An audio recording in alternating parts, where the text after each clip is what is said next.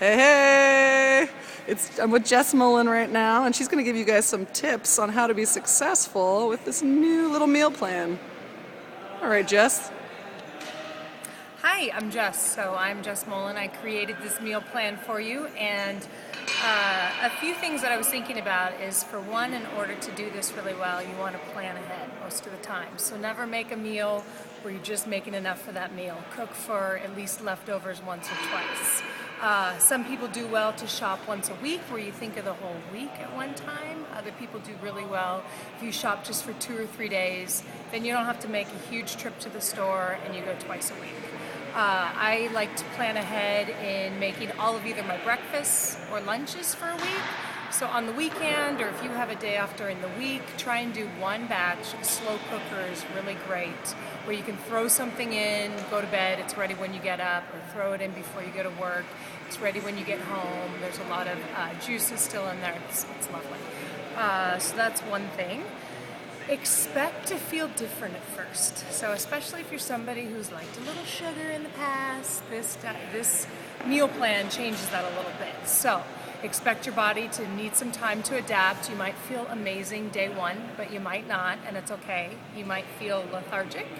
You might feel a little foggy, or just low energy in general. You might have cravings, get a little cranky for a few days. That's all okay. Your body will adapt. Just stick with it and give it some time. I would say it's going to be about 1 to 2 weeks if you do feel at first. So no big deal. Use each other for support. Also, it's only food.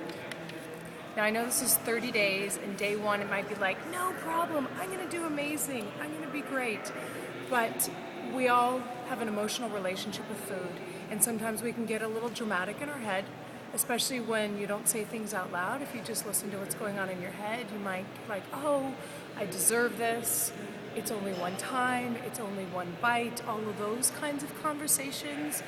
Say it out loud, remind yourself it's only food, you really want to do this, and it's not that big of a deal. You're not going to die if you don't have a cupcake. And I'm not going to die either, and sometimes I need to tell myself that. And lastly, I just wanted to say the plate portions handout. So that is, I think it's very useful as just a visual depiction of what you want your plate to look like, especially if you're at a restaurant. Because if you're at home and you have the meal plan, you can prepare, but if you're at a restaurant, think of just kind of the general proportions of what you want your plate to look like. So you should have some protein, you should have a good amount of vegetables, and then there's going to be a little bit of starch, and somewhere in there should be fat. So it's not meant to be an exact science, but just so you can learn how to feed yourself following this meal plan. And that's what I got for you today. Sweet. Thanks, Jess.